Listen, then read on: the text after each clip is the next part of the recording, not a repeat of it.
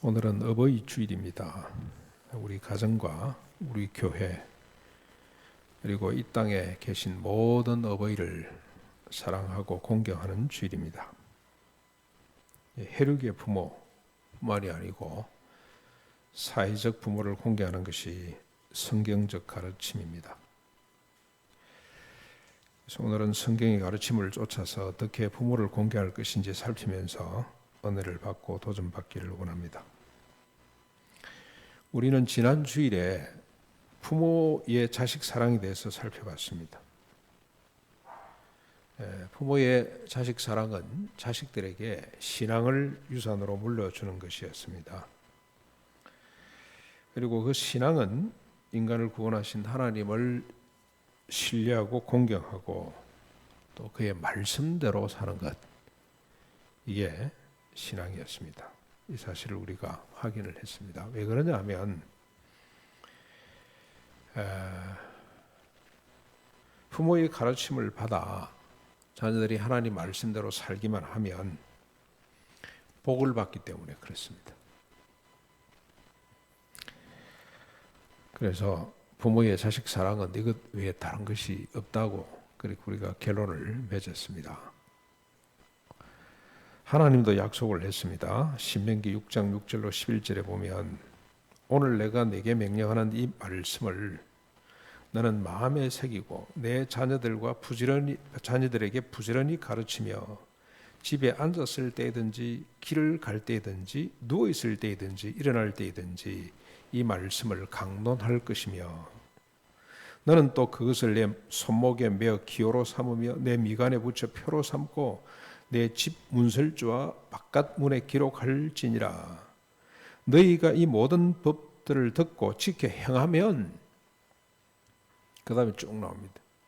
내 하나님 여호와께서 내 조상들에게 맹세하신 언약을 지켜 내게 인내를 베푸실 것이라. 곧 너를 사랑하시고 복을 주사 너를 번성하게 하시되 내가 주리라고 내 조상들에게 맹세하신 땅에서 내 소생에게 은혜를 베푸시며 내 토지 소산과 곡식과 포도주와 기름을 풍성하게 하시고 내 소와 양을 번식하게 하시리니 네가 복을 받음이 만민보다 훨씬 다하여 너희 중에 남녀와 너희 짐승의 암수에 생육하지 못함이 없을 것이며 여호와께서도 모든 질병을 내게서 멀리하사 너희가 아는 애굽의 악질에 걸리지 않게 하시고 너를 미워하는 모든 사람에게 걸리게 할 것이라고 주님이 말씀을 하셨습니다. 좀 전에 말씀을 정리하면 이렇습니다. 하나님 말씀대로 살면, 우리가 자녀들에게 그렇게 살도록 가르치고 지키게 하면 네 가지 복을 받는데, 그 복이 첫째는 후손이 번성하는 거고, 둘째는 토지, 소산, 곡식, 포도주, 기름이 풍성하게 되고, 세 번째는 소와 양이 번성하고, 네 번째는 건강의 복을 받게 됩니다. 이 외에도 이와 유사한 말씀들이 얼마나 많은지 모릅니다. 저 하나만 더 소개하겠습니다. 여러분 저 은혜 설교를 잘 안 했는데 한 김에 그냥 확실하게 하나만 더 제가 소개를 하겠습니다. 신명기 28장 1절로 6절에 이렇게 기록되어 있습니다. 네가 내 하나님 여호와의 말씀을 삼가 듣고 내가 오늘 내게 명령하는 그의 모든 명령을 지켜 행하면 내 하나님 여호와께서 너를 세계 모든 민족 위에 뛰어나게 하실 것이라. 네가 내 하나님 여호와의 명령을 말씀을 청종하면 이 모든 복이 내게 임하여 내게 이르르니 성읍에서도 복을 받고 들에서도 복을 받을 것이며 내 몸의 자녀와 내 토지의 소산과 내 집의 짐승 새끼와 소와 양의 새끼가 복을 받을 것이며 또 내 광주리와 떡반죽 그릇이 복을 받을 것이며 네가 들어봐도 복을 받고 나가도 복을 받을 것임이라 고 했습니다. 모세가 유언으로 남긴 말입니다. 하나님이 주신 감동으로 그가 유언으로 삼았던 말씀이 바로 이 본문입니다. 이렇게 분명한 하나님의 명령과 약속이 있는데 어찌 부모들이 자녀에게 신앙을 물려주지 않을 수 있겠습니까? 이보다 더 귀한 사랑이 어디 있겠습니까? 일단 부모의 자녀 사랑을 다시 우리가 확정했습니다. 이게 왜 중요하냐? 이제 자녀가 어떻게 해야 될 것인지가 중요하기 때문에 어버이 주일을 맞이해서 부모가 해야 될 일, 부모의 자식 사랑을 확정해 놓고, 그다음에 이제 우리 자녀로서 우리가 어떻게 부모를 공경해야 될지를 살펴보겠습니다. 다시 말하면 확실한 거 하나를 다시 우리가 확인해 보도록 하겠습니다. 자녀로서 부모를 어떻게 행복하게 해드릴 것인가, 어떻게 기쁘게 해드릴 것인가가 중요하죠. 그것은 자녀가 잘 되는 겁니다. 여러분도 우리 흔히 이런 말 하죠. 인간의 마음속에는 억만가지 소원이 있습니다. 얼마나 소원이 많은지요. 이번에 우리 조카를 만나고 왔는데 아직까지도 진로가 결정이 안 됐어. 고3인데. 왜 그러냐? 하고 싶은 게 너무 많아. 소원이 너무 많아서 그런 것 같아. 꿈이 너무 많아서 이것도 해야 되겠고 저것도 해야 되겠고. 그러나 부모의 마음속에는 소원이 딱 한 가지밖에 없습니다. 뭡니까? 자녀 잘 되는 것밖에 없습니다. 그 외에는 없습니다. 만약에 부모에게 이 외에 소원이 있다면 그 부모는 정상이 아닐 겁니다. 자식 잘 되는 것만이 유일한 소원입니다. 그런데 자녀가 잘 되는 것은 우리가 확정했습니다. 위에서 봤습니다. 하나님의 말씀대로 사는 것입니다. 그렇기 때문에 자녀가 잘 돼서 부모를 기쁘게 하려면 뭐 하면 됩니까? 하나님 말씀대로 살면 됩니다.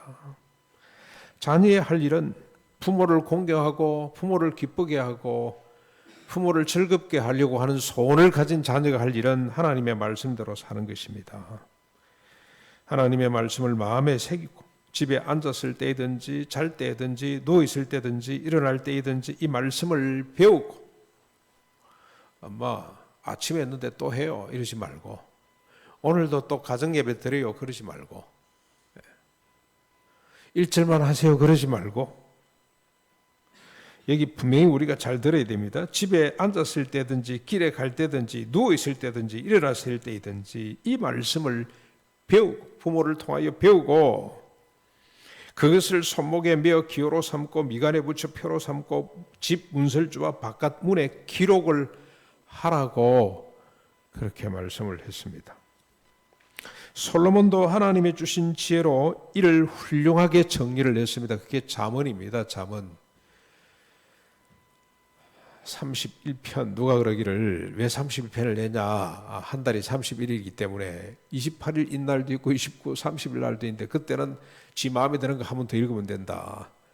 그래서 매일 한 편씩 읽으면 한 장씩 읽으면 한 달에 한 번씩 읽는 꼴이 된다고 이야기를 하는데 참 적절한 해석이라는 생각이 듭니다만 솔로몬이 하나님의 주신 지혜의 사람이죠. 그 지혜를 가지고 이렇게 훌륭하게 정리를 했습니다. 한 가정에 아버지로서 한 나라의 왕으로서 솔로몬도 자식들과 백성들에게 잘 살기를 바라고 바랬습니다. 그래서 잠언을 만들어서 이렇게 시작을 합니다. 1장 8절 내 아들아 오늘 읽은 본문입니다. 내 아비의 훈계를 들으며 내 어미의 법을 떠나지 말라. 이는 내 머리에 아름다운 관이요 내 목에 금사슬이니라. 여러분 특별히 요즘은 남자들도 치장을 많이 합니다. 귀걸이도 하고요, 목걸이도 하고 목걸이가 옛날 조폭들만 목욕탕에서만 봤는데 지금은 뭐 길거리 할부하는 사람 대부분이 다 목걸이도 하고 이제는 귀걸이도 하고 코에도 뭐 코걸이도 하고 다 합니다. 멋있게 보이기 위해서 하는 거죠. 근데 솔로몬은 어떻게 말하고 있습니까? 네 머리를 아름답게 꾸미고 목을 아름답게 장식하는 게 뭐냐? 하나님 말씀대로 사는 거라고 그렇게 우리에게 권면하고 있습니다. 그래서 그는 아비의 훈계, 어미의 법을 떠나지 말라고 권면합니다. 그러면서 뭐라고 이야기합니까? 자기 이야기를 쓰죠. 우리가 먼저 잠언을 살피기 전에 꼭 하나 정리해야 될 것이 있습니다. 이 잠언과 명심보감이라 그러죠. 지금으로 치면은 뭐 자기 개발서 정도가 될 겁니다. 그거하고 뭐 자기 인격 수양서 또는 자기 개발서가 될 것인데 그것과 잠언의 차이가 뭘까요? 지금 우리가 이게 구분이 잘 안 되는 사람들이 많은 것 같아요. 자꾸 자꾸 이게 솔로몬이 남긴 아주 격언으로 그렇게 생각을 하는 사람들이 많습니다.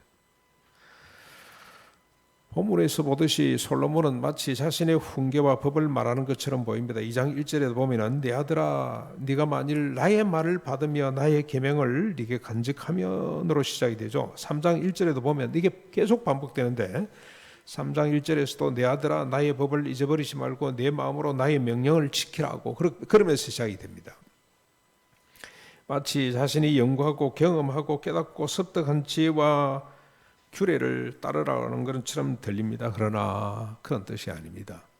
맹신보감과 다른 내용이죠. 그런 뜻이 아니고 솔로몬은 참회록을 쓴 사람이잖아요. 무슨 참회록 내용이 뭡니까? 전도서를 썼죠. 그게 내용이 뭡니까? 자신이 경험하고 자신이 연구하고 습득했던 모든 것들은 다 헛되고 헛될 뿐이다. 자기가 가지고 있던 모든 부귀영화 모든 것은 다 헛되고 헛되다라고 참회록을 썼던 사람입니다. 그러므로 솔로몬이 말하는 지식과 지혜, 내 명령과 규례는 하나님의 말씀이죠.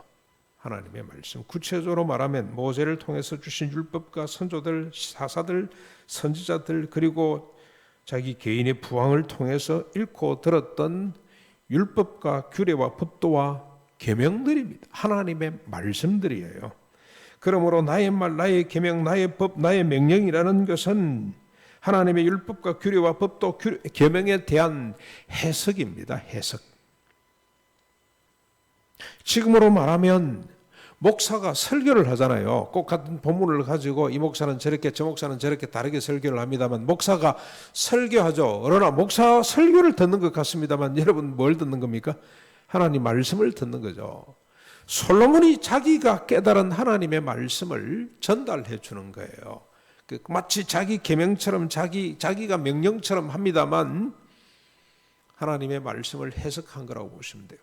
목사가 설교할 때 이렇게 이야기를 하죠. 여러분 졸고 있으면 잘 들으세요. 잘 들으세요. 안타까워가지고 잘 들으란 말이요. 내 말 잘 들으라. 근데 자기 말을 들으라는 게 아니고 하나님 말씀을 잘 듣자는 말입니다. 그게.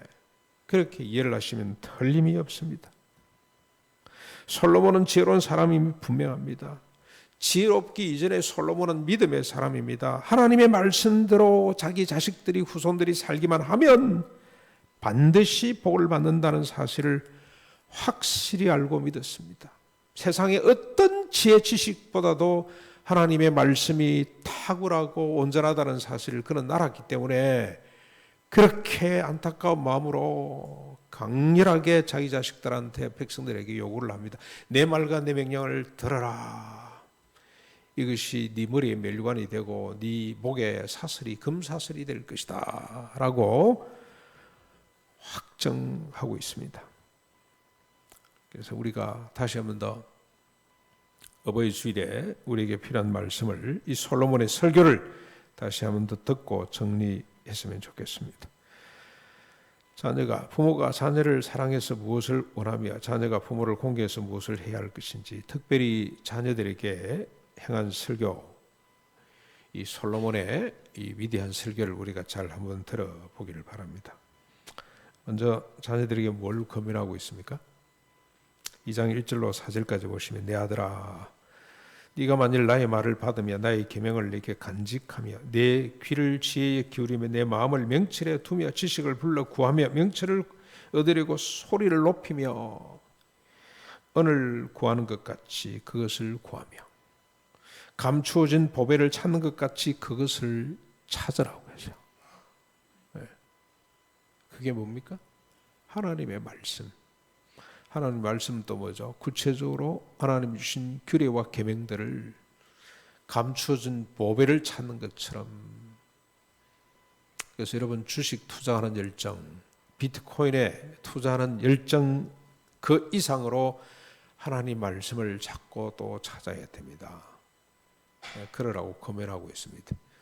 아버지를 대표한 솔로몬이 그렇게 권면하고 있습니다. 3장 1절, 3절, 5절, 7절, 9절에도 내 아들아 나의 법을 잊지 말고 내 마음으로 나의 명령을 지키라. 인자와 진리를 내게서 떠나지 말게 하고 그것을 내 목에 매며 내 마음판에 새기라. 너는 마음을 다하여 여호와를 신뢰하고 내 명철을 의지하지 말라. 너는 범사에 그를 인정하라. 스스로 지혜롭게 여기지 말라. 여호와를 경외하고 악을 떠나라. 내 재물과 내 소산에 처음 익은 열매로 여호와를 공경하거라. 권면합니다. 자녀들을 향한 권면은 하나님 말씀을 지키라는 거죠. 하나님 말씀을 지키라. 그런데 여러분, 하나님 말씀을 지키라 그러면 사람이 참 하기를 해요. 하나님 말씀 좋지, 그래 말씀 지켜야지, 그러고 끝내면 안 됩니다. 하나님의 말씀이 뭔지, 우리가 지켜야 될 하나님의 말씀이 뭔지를 또 들여다봐야 돼요. 613가지, 솔로몬의 입장에서는 그렇습니다. 613가지 규례와 명령과 율례와 법도 구약 성경에 기록되어 있는 613가지를 마음판에 새기라는 겁니다. 운설주에 써붙이라는 겁니다. 잘 때나 깰 때나 그 말씀을 계속 묵상하고 들여다보고 배우고 질문하고 답하고 하면서 습득하라는 뜻입니다. 그냥 하나님 말씀으로 그렇게 모호하게 이해하면 안 됩니다. 말씀을 지켜야 돼요. 그래서 하나님은 모호하게 주신 것이 아니고 613가지를 주셨어요. 자, 이렇게 우리가 지키면 받을 복이 뭔지 또 솔로몬이 설득하는 내용을 한번 정리해 보겠습니다. 1장 2절로 6절에 이는 지혜와 훈계를 알게 하며 명철의 말씀을 깨닫게 하며 지혜롭게 공의롭게 정의롭게 정직하게 행할 일에 대하여 훈계를 받게 하며 어리석은 자를 슬기롭게 하며 젊은 자에게는 지식과 권신함을 주기 위한 것이니 지혜 있는 자는 듣고 학식을 더할 것이요 명철한 자는 지략을 얻을 것이라. 자문과 비유와 지혜 있는 자의 말과 그 오묘한 말을 깨닫게 될 것이다. 1장 9절에 이는 내 머리에 아름다운 관이요 내 목에 금사슬이라. 1장 32절 오직 내 말을 듣는 자는 평안히 살며 재앙의 두려움이 없이 안전하게 될 것이다. 많지만 여러분 잘 한번 들어보시기 바랍니다. 그래서 아침에도 듣고 점심에도 듣고 저녁에도 듣고 들어야 되죠. 많아요. 우리가 들어야 될 것들이 많습니다. 2장 5절로 12절까지 보시면 여호와를 경외하기를 깨달으며 하나님을 알게 되리니 대저 여호와는 지혜를 주시며 지식과 명철을 그 입에서 내시며 그는 정직한 자를 위하여 온전한 지혜를 예비하며 형실이 완전한 자에게 방패가 되시나니 대저 그는 정의의 길을 보호하시며 그의 성도들의 길을 보존하리 하심이라. 말씀을 들으면 우리가 정의롭게 되고 공의롭게 된다 하는 뜻입니다. 그래서 온전한 자가 되고 정의로운 사람이 된다 그럽니다. 그래서 공의와 정의와 정직 곧 모든 선한 길을 깨닫게 될 것이다. 곧 지혜가 내 마음에 들어가며 지식이 내 영혼을 즐겁게 할 것이요 근신이 너를 지키며 명철이 너를 보호하여 악한 자의 길과 패역을 말하는 자에게서 건져내게 될 것이다.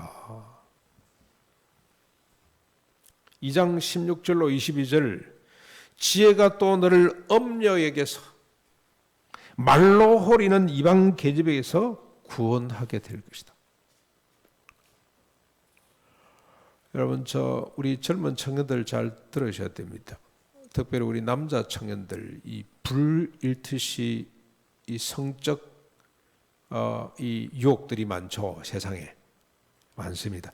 나와 상관없이 이 세상이 그렇게 작동돼 돌아가고 있습니다. 이런 엄란한 세상에서 자기 자신을 지킬 수 있는 비밀이 뭔지 아십니까? 하나님의 말씀밖에 없어요. 하나님의 말씀. 청년이 무엇으로 그 형실을 깨끗하게 할 수가 있습니까? 여호와의 말씀을 따라 쫓아 지킬 때 우리는 사방으로 우겨섬을 당해도 쌓이지 않게 됩니다. 어떤 목사님은 자기 청소년들 데리고 여기다 엄지손가락 붙잡고 인지 붙잡고 기도시킨다는 말을 했죠. 이거 하나 클릭 잘못하면 평생에 그게 사로잡혀가지고 헤어나지를 못하기 때문에 포로가 되기 때문에 이걸 잡고 기도한다는데 그 기도해야 됩니다. 그러나 그보다 더 중요한 것은 청소년 마음속에 하나님 말씀을 심어야 돼요. 그럼 그 말씀이 능력이 돼서 그 말씀이 지혜가 돼서 음력에서 말로 호리는 이방 계집에게서부터 구원해낼 수가 있습니다. 그런데 그 뒤에 이건 제가 생략하려고 그랬는데 조금 더 필요합니다. 그 음력이 어떻습니까? 말로 호리는 사람. 제가 보니까 얼굴로 호리는 것이 아니고 말로 호리는 것 같아요. 말. 그는 젊은 시절에 짝을 버리며 그의 하나님의 언약을 잃어버린 자라. 그의 집은 사망으로 그의 길은 수월로 기울어졌나니 누구든지 그에게로 가는 자는 돌아오지 못하며 또 생명길을 열지 못하느니라. 결국 망합니다. 죽음의 길로 가정을 깨뜨리고 자기 영혼을 깨뜨리고 육신을 깨뜨리고 죽음의 길로 가도록 한다 그랬습니다. 그런데 지혜죠. 하나님 말씀이 너를 선한 자의 길로 행하게 하며 또 의의 길을 지켜게 하리니 대저 정직한 자는 땅에 감히 정직한 자는 여호와의 말씀을 삼하고 그 말씀대로 사는 자들이 정직한 자들이요. 완전한 자는 땅에 남아있을 것이다. 완전한 자가 어떤 사람입니까? 도덕적으로 무장하고 그가 아니에요. 하나님 말씀을 믿고 그 말씀 안에 거하는 자가 완전한 자가 될 수가 있습니다. 그런 자들이 땅에 남게 된다고 말씀을 하고 있습니다. 3장 1절로 10절 넘어가서 법과 명령이 내가 장수하여 많은 해를 누리게 하며 평강을 다하게 하리라. 하나님과 사람 앞에서 은총과 귀중히 여김을 받으리라. 내 길을 지도하리라. 내 몸에 양약이 되어서 내 골수를 윤택하게 하리라. 내 창고가 가득히 차고 내 포도즙에 새 포도즙이 넘치게 될 것이다. 하나님의 율례, 규례, 계명과 명령을 613가지를 지키면 여러분 신약의 복음까지 안 건너와도 어때요? 그건 더 어마어마한 일. 일단 613가지 이 정도 수준에서만 우리가 지키더라도 생육하고 번성하여 땅에 충만하게 됩니다. 정신적으로 물질적으로 영적으로 풍성한 삶을 살게 됩니다. 정치적으로 경제적으로 정의롭고 평화로운 세상을 만들면서 살아갈 수가 있게 됩니다. 그런데 여러분 꼭 기억해야 될 게 하나 있습니다. 하나님 말씀을 듣고 지켜 행함으로 복을 받는데 개인적으로 민족적으로 복받고 끝나는 거 아닙니다. 열국이 이런 복을 누리게 된다는 겁니다. 율법과 플러스 복음은 철저하게 공적입니다. 요즘 공공신학을 많이 운운하는데 기독교는 본질상 공공성을 지향하고 있습니다. 혼자가 아닙니다. 여러분 착각하시면 안 돼요. 혼자 복을 받는다 생각하면 이건 또 하나의 폭력이 될 수가 있어요. 나만 복받고 너희들은 복받지 못하고 차별이 생길 수가 있고요. 엄청난 우리 사회에 또 혼란을 집어넣게 됩니다. 우리만 코로나로부터 보호를 받고 바깥의 사람은 보호받지 않고 그래서 모이기를 그냥 고집하고 되는 거예요. 오늘 주보에 여러분 좋은 글이 하나 실려져 있는데 꼭 한번 읽어보시길 바랍니다. 꼭 기억할 것은 개인이 받는 복이 아니고 너와 함께 열국이 함께 이런 복을 받게 된다는 사실을 잊지 마시길 바랍니다. 결론입니다. 이제 1장 7절이죠. 1장 7절 한번 보십시오. 여호와를 경외하는 것이 지식의 근원이라. 여호와를 경외하는 것은 뭐였습니까? 하나님 말씀이죠. 율법과 복음을 완전히 지키는 것입니다. 그래서 여러분 결론이 결론입니다. 이 말 좀 이상해집니다만 여호와를 경외하는 것이 지식의 근본입니다. 그렇죠? 여호와를 경외하는 것은 하나님의 말씀을 순종하는 겁니다. 그렇죠? 여호와를 그냥 뭐하게 그냥 경외하면 안 됩니다. 하나님의 말씀은 또 뭡니까? 613가지입니다. 율례와 규례와 법도와 명령들입니다. 그렇죠? 이걸 지키는 것이 여호와를 경외하는 것입니다. 그게 지식과 지혜가 된다는 겁니다. 명철과 정의가 됩니다. 생명이 됩니다. 그래서 열국을 복되게 합니다. 이 도식을 여러분 잘 좀 정리를 하셔야 됩니다. 그래서 이 규례와 하나님의 말씀이 우리 머리에 멜류관이 되고 목에 금사슬이 됩니다. 그런데 여러분 한번 생각해 보십시오. 어떻게 하나님의 말씀이 율법과 규례와 계명이 지혜와 지식이 돼서 열국을 복되게 하는지를 우리가 또 한번 살펴봐야 돼요. 그게 무슨 말인지.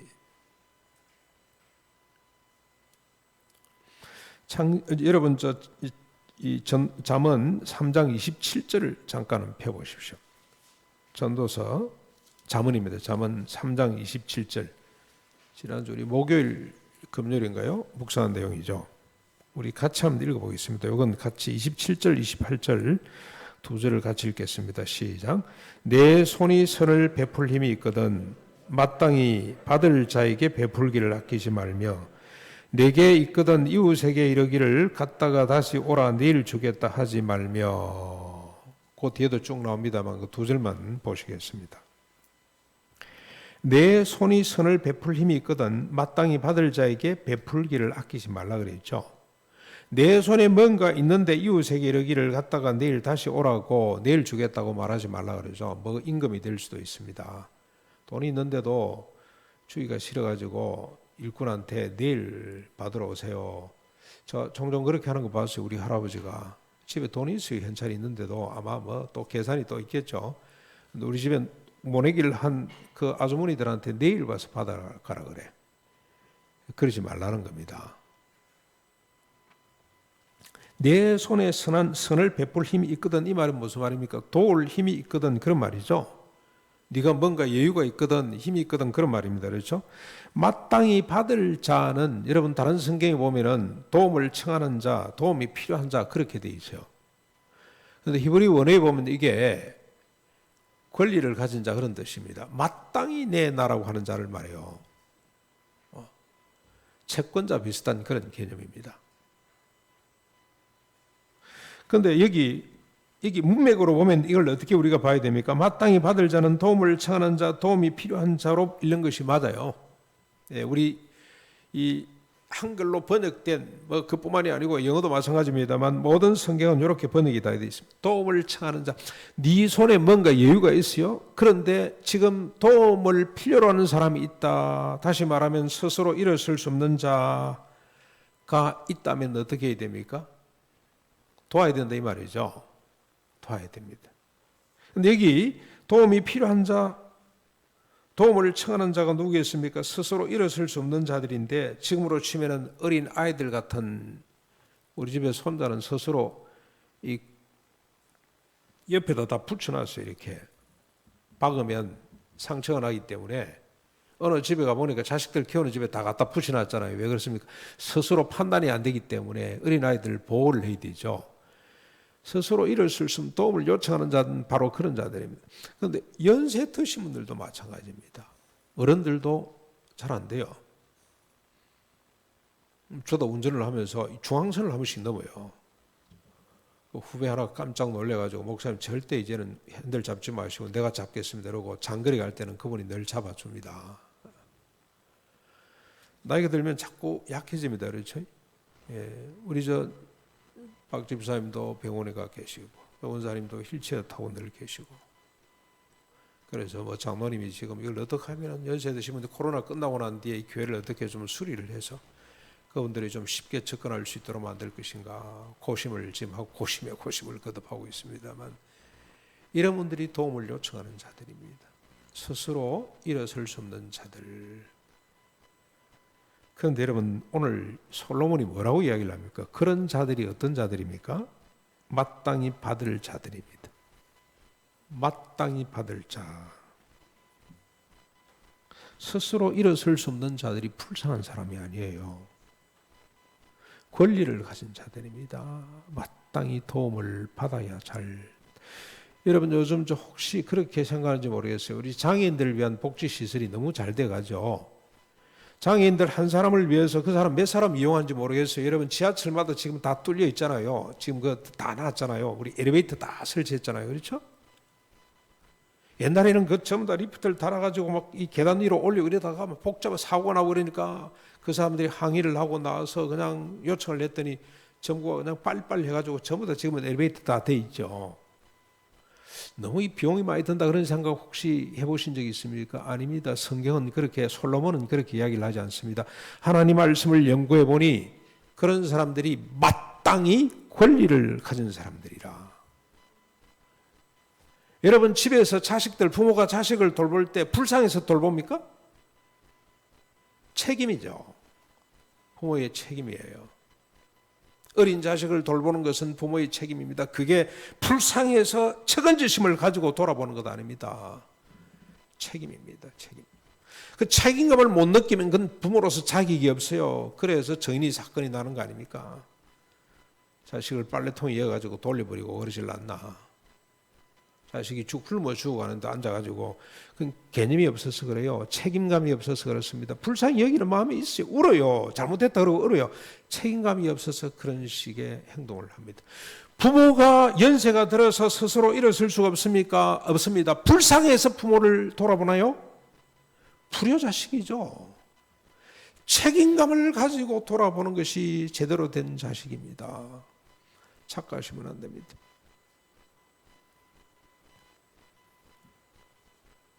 그래서 그들은 마땅히 받을 자입니다. 어린아이들, 연로하신 부모님들, 가난농원학교하면 이사장님이 지금 86세인가 됐거든요. 그동이 불편해요. 한 말 또 하고 자꾸 말씀을 하시오. 짜증을 내요. 직원들이 저 호통을 칩니다. 니도 그 나이 돼봐라. 자꾸 한 말 또 하고. 왜냐하면 자꾸 잊어버리니까. 10번이고 100번이고 답을 해드리라. 저 그 잊지 못하면서 이야기를 해서 죄송한 생각이 들기는 합니다만 책임을 져야죠. 책임입니다. 책임. 고통받는 타자를, 스스로 일어설 수 없는 타자, 어린아이들, 집안의 어르신들, 우리 사회 어르신들, 여러분 자기 집안만 아니라고 분명히 밝혔습니다. 강도 맞는 이웃, 혼자 설 수가 없어요. 창기들, 세리들 혼자서 해결이 안 됩니다. 사마리아 여인, 들것에 실려 나온 병든 사람 혼자서 일어설 수 없습니다. 그 사람들을 무한 책임지고 떠받드는 것이 지혜고 지식입니다. 그게 지혜입니다. 그게 율법이고 규례고 계명이고 법도입니다. 그게 지혜고 지식입니다. 그게 우리를 풍요롭게 만든다는 뜻입니다. 그게 머리에 멜류관이 됩니다. 목에 금사슬이 됩니다.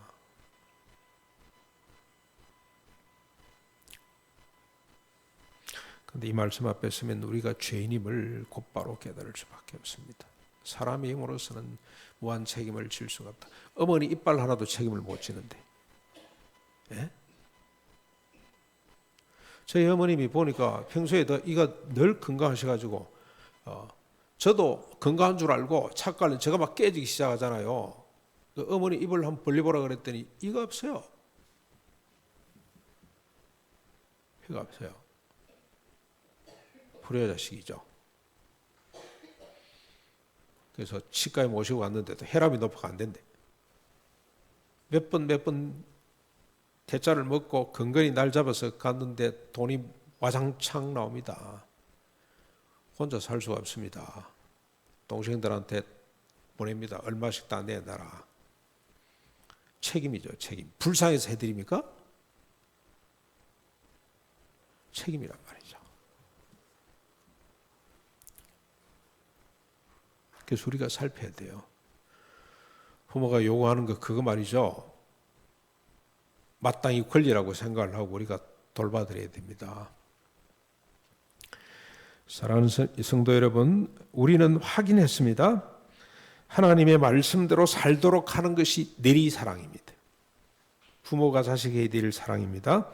율법대로 복음대로 믿고 순종함으로 복을 받는 것이 올려 호도입니다.